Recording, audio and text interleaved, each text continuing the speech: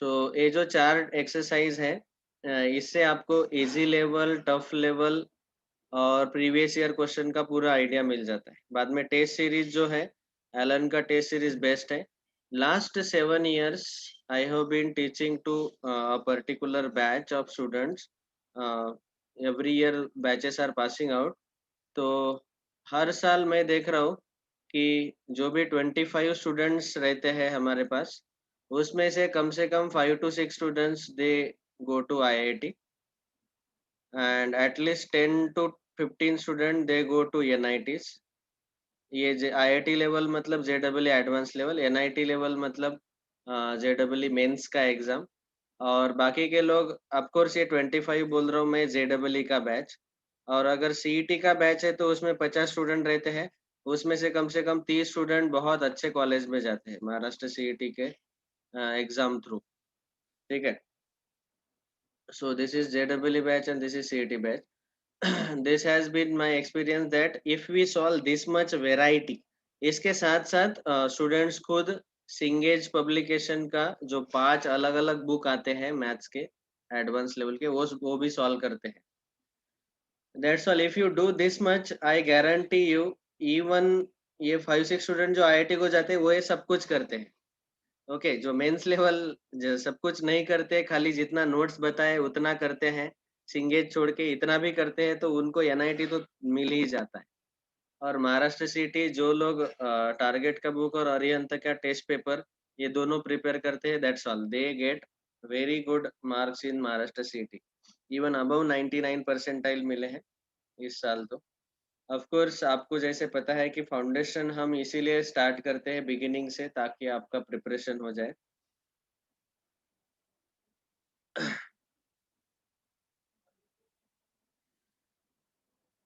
So mathematics is the science of quantity. We deal with addition, subtraction, multiplication, division.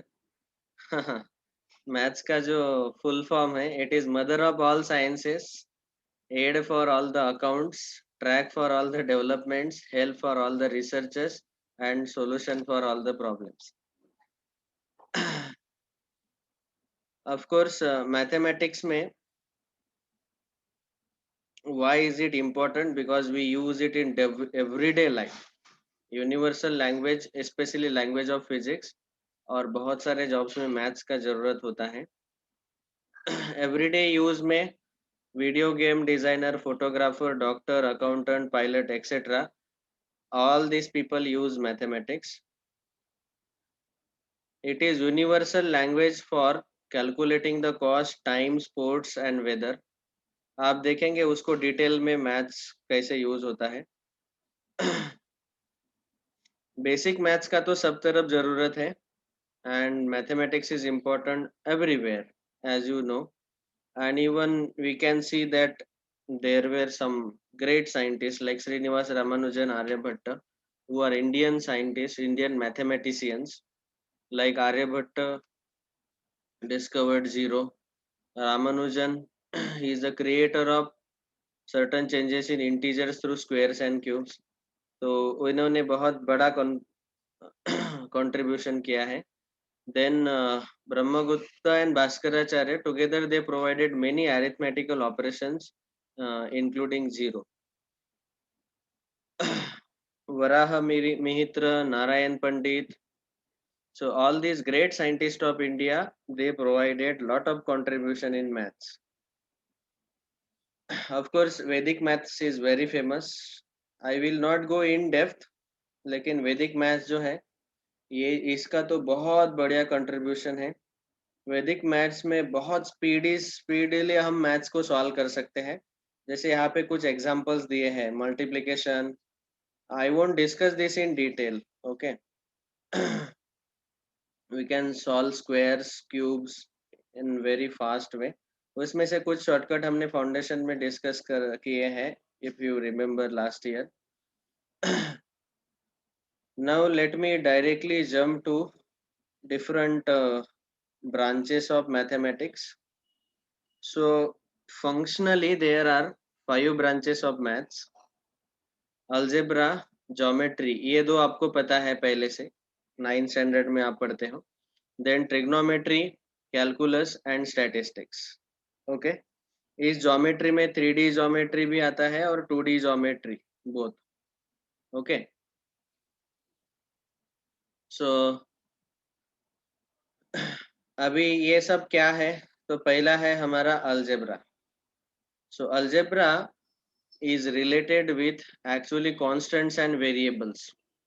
Specifically, we use it for interest rates, मतलब banking sector में use होता है, population studies, bacteriological statistics. तो algebra is used there. then we use it in conversion of equations and business economy, मतलब commerce sector में algebra का बहुत use होता है। then trigonometry, we use trigonometry for calculating different slopes, heights of tower, distance of seashore from point, angles of a street lamp, etc. तो ये एकदम simple simple applications यहाँ पे नोट डाउन करके दिए हैं। Geometry, we use geometry, especially points, lines, angles, figures, and then three-dimensional geometry also. We use in typography, timber processing, computer graphics. आपको पता है 2D graphics, 3D graphics, textile layout, मतलब जो हम कपड़े बनाते हैं। देन कैलकुलस, कैलकुलस के मेन दो पार्ट है, डिफरेंशियल एंड इंटीग्रल कैलकुलस, और लास्ट पार्ट पांचवा statistics. We use it in weather forecast, insurance, genetics, political survey. अभी मैथ्स के हमने टोटल 6 बुकलेट्स बनाए हैं, and in we whole year we will study only this booklets. Okay, और booklets के अलावा आप इसके साथ साथ जो बुक्स आते हैं सिंगेज पब्लिकेशन का, जिसको हम भगवत गीता ऑफ मैथमेटिक्स बोलते हैं, तो इसके भी यही बुक्स आते हैं बड़े बड़े। तो पहला बुक आता है अलजेब्रा का, तो ये है अलजेब्रा पार्ट 1। सबसे पहला चैप्टर हम पढ़ेंगे बेसिक मैथ्स, जिसमें जिसको मैं जनरली बोलता हूँ इट इज अ ब्रिज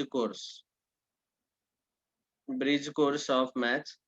तो 10वीं तक हम ज़्यादा से ज़्यादा सब्जेक्टिव क्वेश्चन सॉल्व करते हैं, ऑब्जेक्टिव वेरी फ्यू हम सॉल्व करते हैं।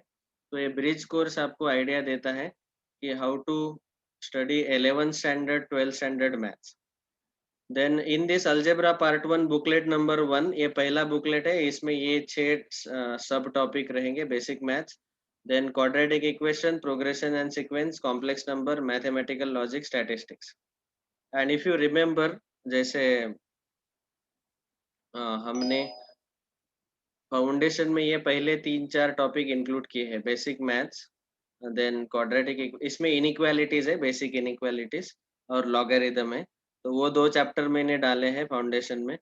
Quadratic equation is also done in, then progression and sequence, then complex number is also there, and then trigonometry is there.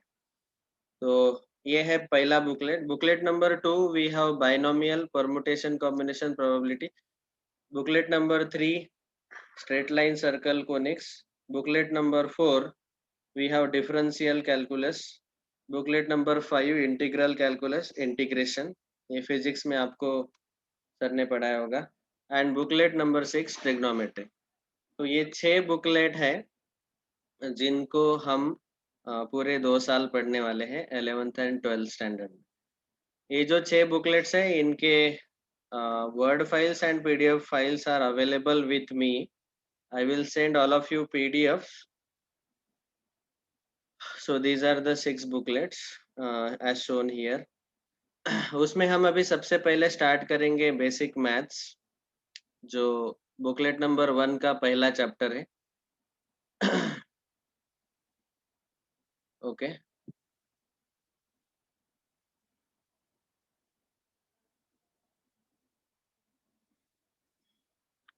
इस पर्टिकुलर ये जो है ये सीरीज ऑफ बुकलेट्स है जो JEE mains and advance cover करेगा, एंड महाराष्ट्र सीईटी आल्सो।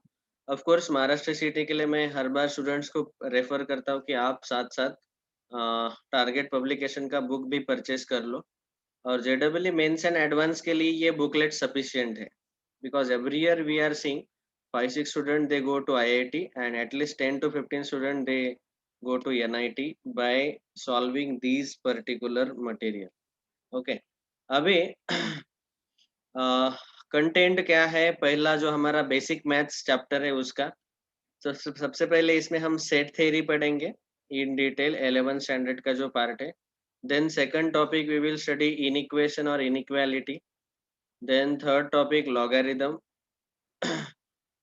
और उसके ऊपर एक्सरसाइज 1 एंड एक्सरसाइज 2 हम सॉल्व करेंगे. बेसिक मैथ्स में मैंने चारों एक्सरसाइज इंक्लूड नहीं किए हैं.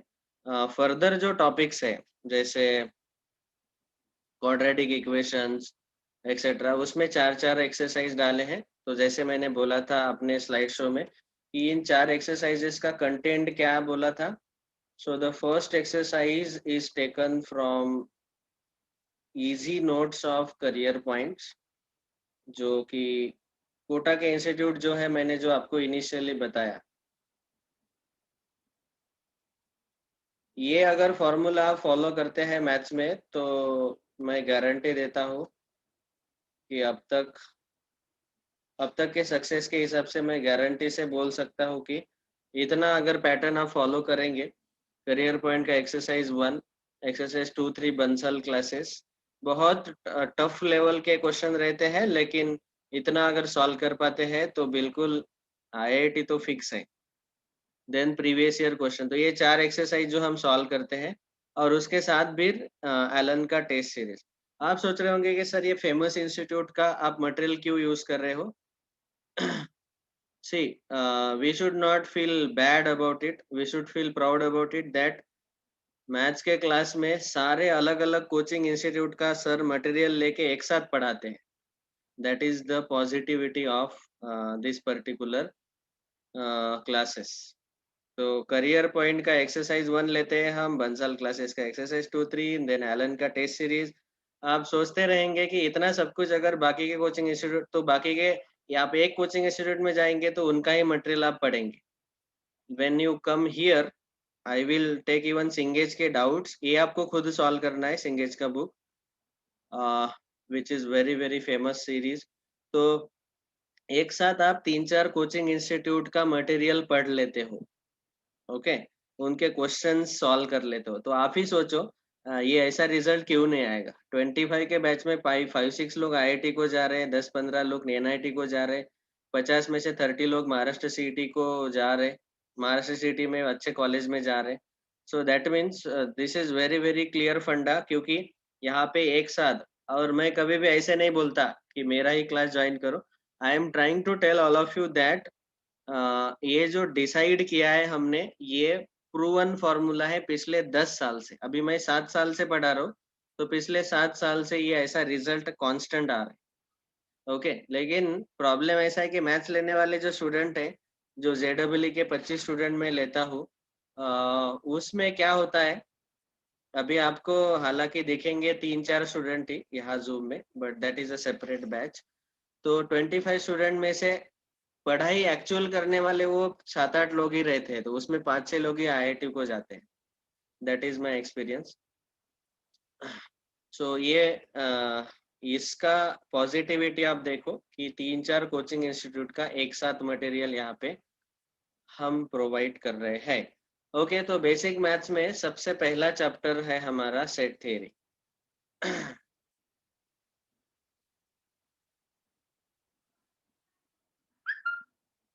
which is very very easy chapter to begin with. इस चैप्टर को जब मैं बिगिन करता हूँ तो बहुत सारे स्टूडेंट को अच्छे से समझ में आता है, और थोड़ा इजी से स्टार्ट करते हैं तो स्टूडेंट गियर अप करते हैं. नहीं तो फिर 10वीं के बाद सीधा सीधा अगर हमने वेरी हाई लेवल टॉपिक्स अगर स्टार्ट कर दिए, so then student face lot of problem. Okay. तो यहाँ पे जो बुकलेट पहला है हम स्टार्ट कर रहे हैं, उसमें पहला चैप्टर बेसिक मैथ्स.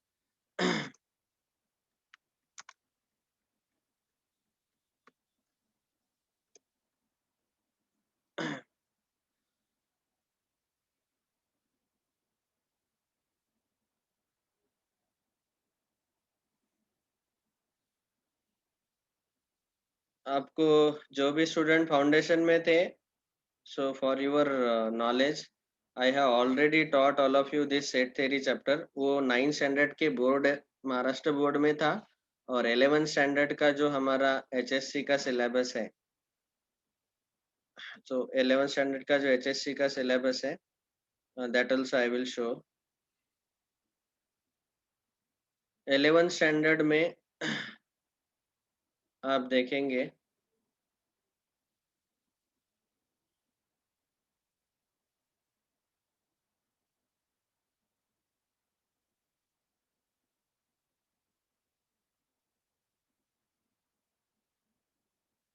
कि ये जो पार्ट 1 है मैथ्स का, इसमें है पहले 3 चैप्टर ट्रिग्नोमेट्री के, डिटर्मिनेंट मैट्रिसेस अलजेब्रा का पार्ट है, straight line circle conics coordinate geometry का पार्ट है, एंड दिस इज स्टैटिस्टिक्स।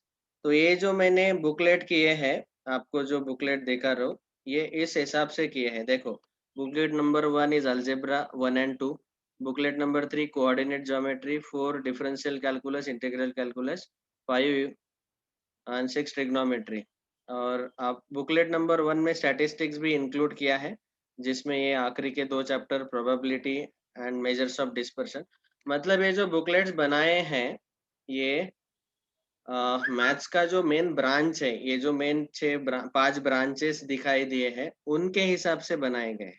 ठीक है, तो therefore you will find out कि ये जो चैप्टर्स हैं हम इसी सीक्वेंस में नहीं पढ़ेंगे, लेकिन हाँ, वो सारे चैप्टर 11th स्टैंडर्ड में जो है वो पूरे कवर हो जाएंगे। और 11th HSC का बुक मैं इसीलिए दिखा रहा हूँ कि आपको पता रहना चाहिए कि कौन सा चैप्टर कौन से ब्रांच में घुस गया। ओके, अभी यहाँ पे आप देखेंगे कि सेट रिलेशन फंक्शंस ये है। तो सेट चैप्टर अलजेब्रा पार्ट 1 में अभी मैं कवर करने वाला हूँ। रिलेशंस एंड फंक्शन ये जो चैप्टर है, आप देखेंगे that is there in function chapter, relation and function chapter, this is there in differential calculus, क्योंकि वो differential calculus का पार्ट आता है। like this you will see all the chapters included in our booklets।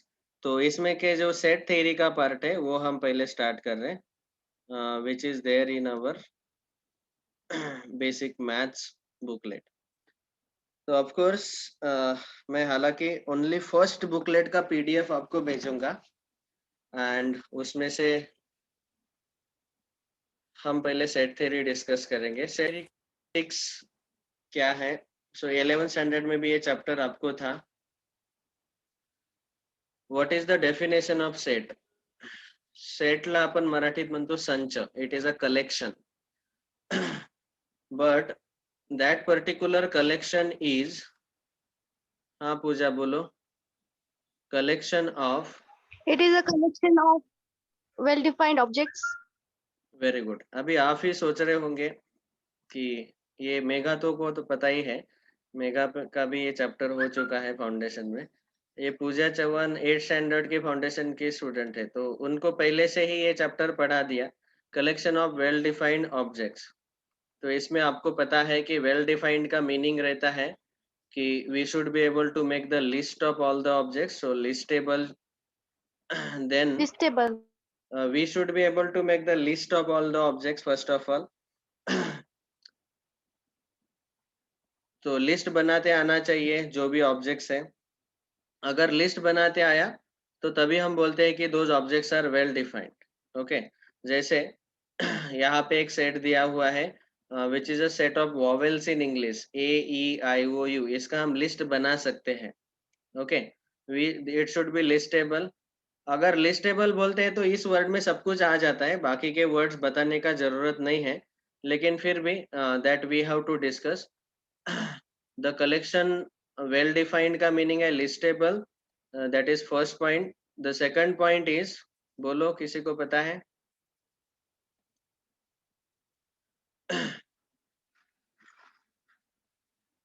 अच्छा, No, sir. भूल गए, no sir नहीं, भूल गए। ठीक है, तो यहाँ पे हमने ये 5 पॉइंट्स देखे थे कि ये जो लिस्ट है, वेल डिफाइंड ऑब्जेक्ट्स का मीनिंग है कि हमें लिस्ट बनाते आना चाहिए।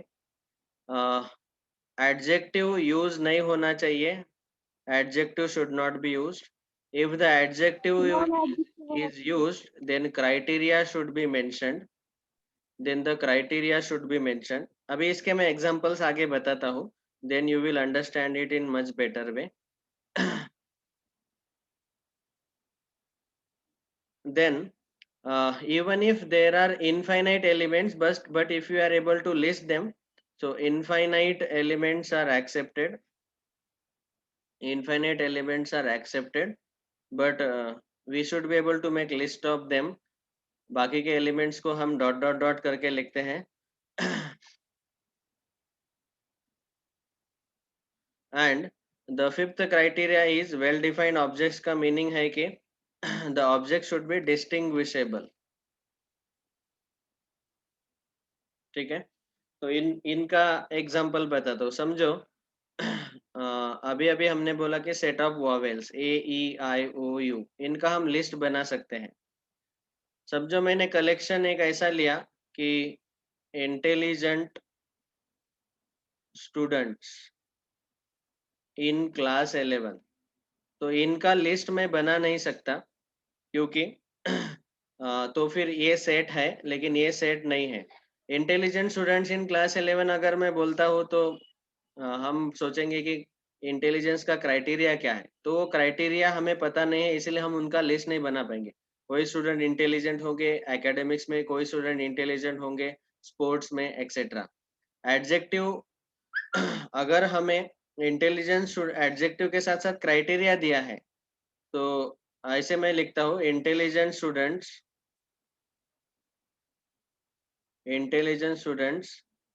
इन class 11 in maths as per marks, उनके मार्क्स के हिसाब से. तो अभी हम इनका लिस्ट बना सकते हैं.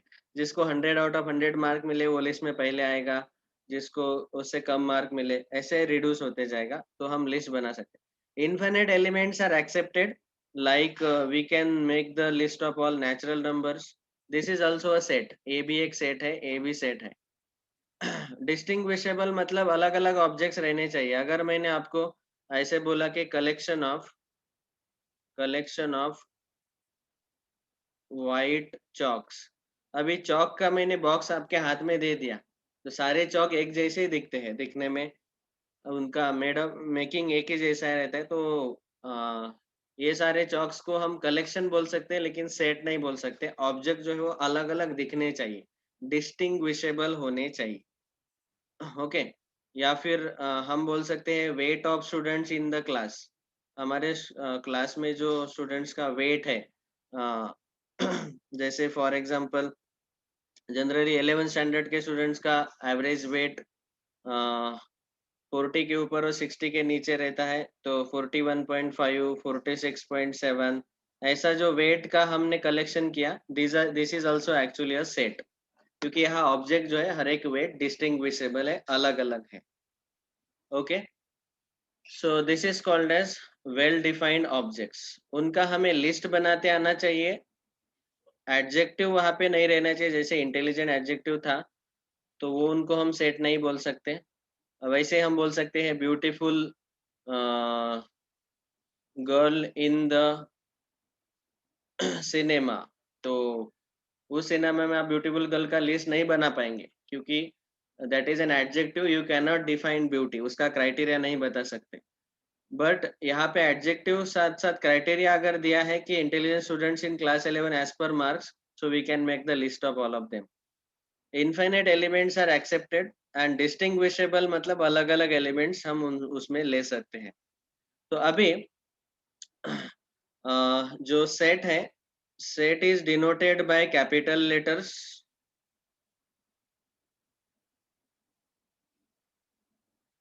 For example A, B, C, D, etc. And the elements or members of set are denoted by small letters. Okay. Generally we use small letters, say A, B, C, D, etc. Okay. We use capital letters to denote the set and we use small letters to denote the elements. तो यहाँ पे पहला point हमने discuss किया definition, well defined collection of objects. जैसे यहाँ पे एक एग्जांपल दिया है कि collection of good students in the class is not a set, क्योंकि गुड गुड स्टूडेंट मतलब हम नहीं उनका लिस्ट नहीं बना पाएंगे। कोई गुड रहता है पढ़ाई में और कोई गुड रहता है मस्ती में। So we cannot make list of all the students. So as I said, set is denoted by capital letters and the elements of the set are denoted by the small letters. That is the first point, which is nothing but the definition of set. Okay. तो definition में हमने इतना सब कुछ देखा कि collection of well defined objects is a set.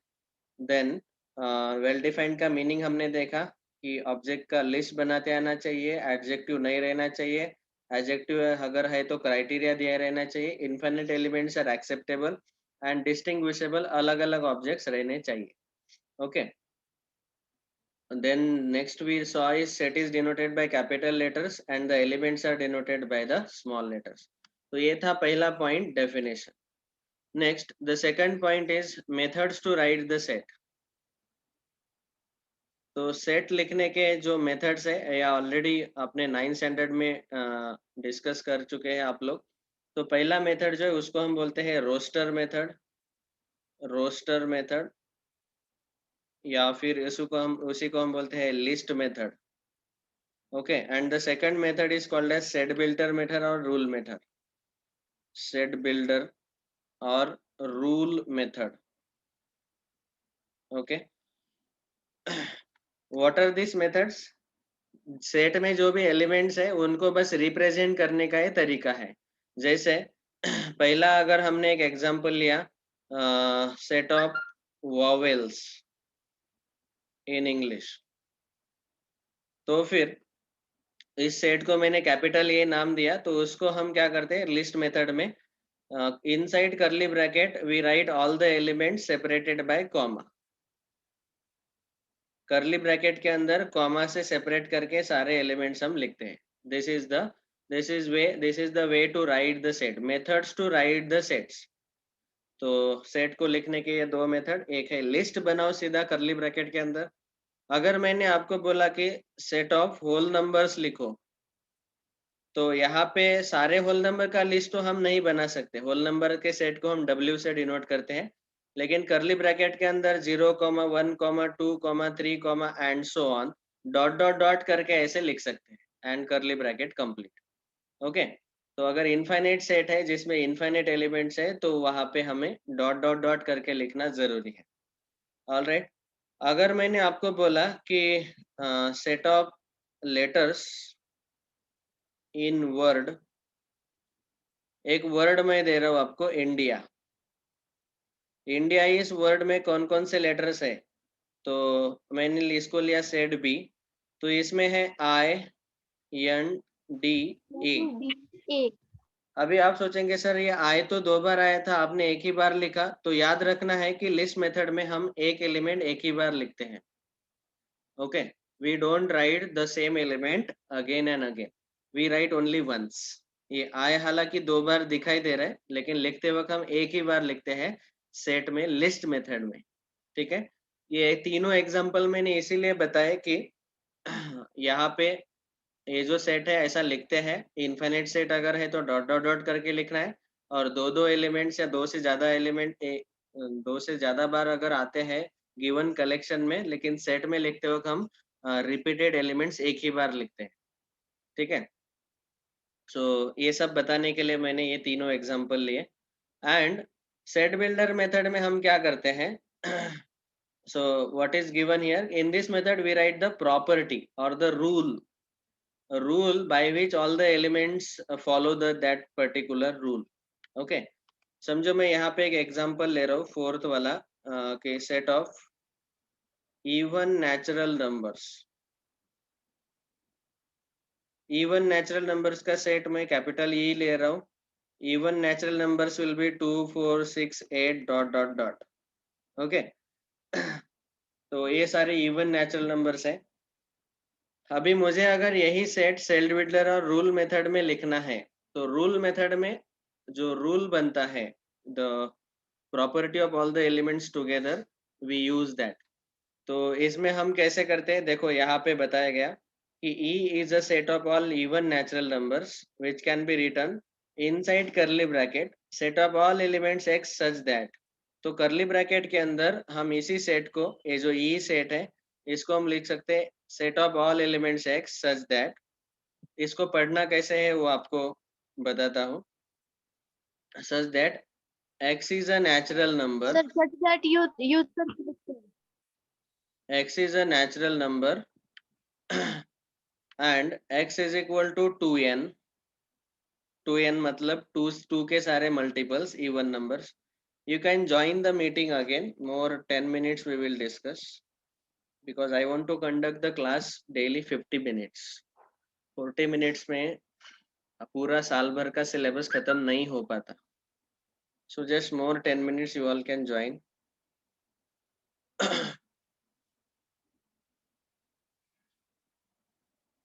sir, हाँ बोलो। सर हम ऐसे भी लिखते हैं ना, लिख सकते हैं ना, x such that x belongs to natural numbers। हाँ हाँ, बिलोंग टू का सिंबल मैंने अभी एक्सप्लेन नहीं किया है,